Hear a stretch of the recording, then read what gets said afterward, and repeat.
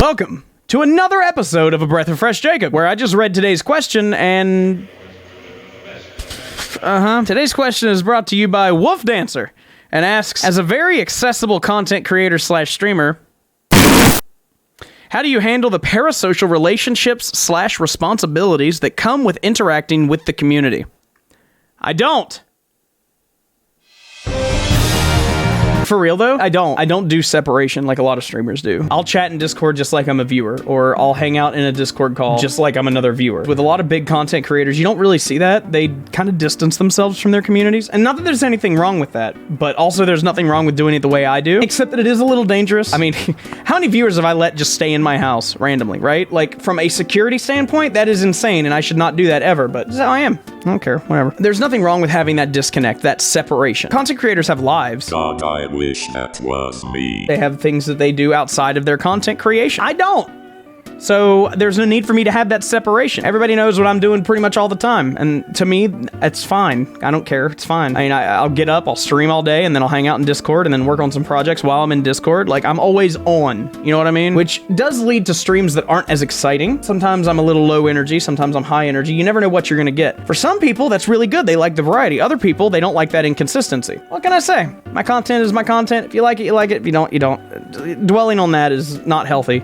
Trying to make content that pleases everyone is impossible. It can't be done. Another thing that is kind of interesting about the parasocial relationship stuff there is paywalling. A lot of content creators paywall. They're like, hey, come hang out with me on the 13th of every month if you are a patron of X tier or higher on Patreon. That's the only time they interact with their community. And it's put behind a paywall because that reduces the amount of people that are there so it doesn't turn into a clusterfuck of 250 people talking over each other just so they can be like, hi, I watch your stream. It's not good. I've had people like that. Don't do that. Don't be that person. Don't do that. On the other hand, something we have started doing is Saturday nights after stream and Saturday afternoons before stream. Sometimes I'll hop into a call in a voice chat that does require a certain tier of patronage on Patreon to access, or a certain amount of support to the channel in the previous month. If that was the only time I hung out in Discord, I'd feel really bad about that. But I also hang out in other places in Discord. We hang out in casual chat, game chat, do like game nights and stuff occasionally. We do that kind of stuff, and none of that's paid. Well, everybody can enjoy that, and that's okay. I think that that's great, but because I have both, I feel like it's okay. Me paywalling my interactions completely would feel really gross. That's why I don't do that. That's why I only paywall one of them. Because at the end of the day, content creators got to make money, got to keep the lights on so they can make more content. This is how it is. So life goes. Which is also like the separation of friend from viewer. There's a lot of people that watch my stream that would probably consider me a friend. And if you go to another stream and hang out there as much as you were to hang out in mine, would that content creator consider you a friend or just a viewer? Having that separation for a lot of content creators is important. I tend to not make that separation. It's just how I am. It's my personality. It's the way my brain is wired. You know, a lot of people are like, that's dangerous. You shouldn't consider any of the people that watch your stream your friends. You should only have so many friends. I don't fucking care. I'll be friends with whoever I want to be friends with. Nobody's gonna tell me what I can or can't do, okay? There's not like a content creator board of directors that can tell me who I can and can't be friends with. If I want to be friends with somebody, I'm gonna do it. On the other hand, I've created a community as such that if somebody comes to my stream and I don't like them, I'll get rid of them. I don't need a good reason to get rid of them. If I don't like them, I'll get rid of them. I don't care. I've cultivated a community that I would want to be around, so there's how it is. Anyway, got a little heated there for a minute, chat. The flip of that is kind of interesting though, right? Because like if I just look over at my chat, I see all these chat names. Like just from like the last stream, my chat's still up from that. I see Chod, I see V's, I see Ches, I see Angel, I see Ice, I see Mavi. So I just see a bunch of names, right? And these people are in my chat pretty frequently, right? And not that they're the only people that are in my chat frequently. This is just what I see of the last stream that I did. It's just names I see. I don't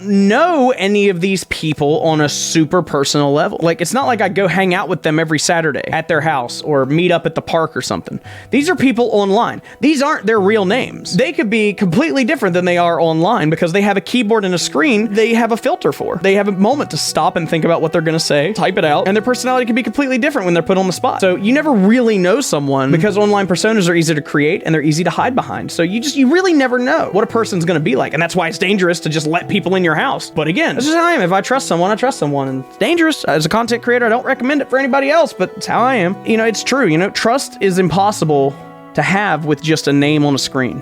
To a degree, because I feel like most of the people that I've really gotten to know on Twitch, I've probably talked to in a VC. You get to know a lot more about somebody based on how they act in a VC than you do seeing them type on a screen, right?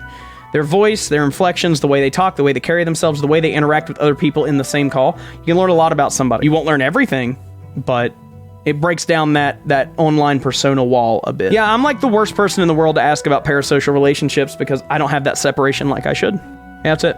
Okay. I think I covered everything I wanted to cover there, so thank you for the question, Wolf. Appreciate it. As I mentioned, we sometimes do things after stream and before streams on Saturdays for patrons of a certain tier, which the reason I bring that up is because that's what I'm going to go do right now, because it happens to be Saturday night after a stream. So thanks for watching. I'll see you guys next week. Okay, bye.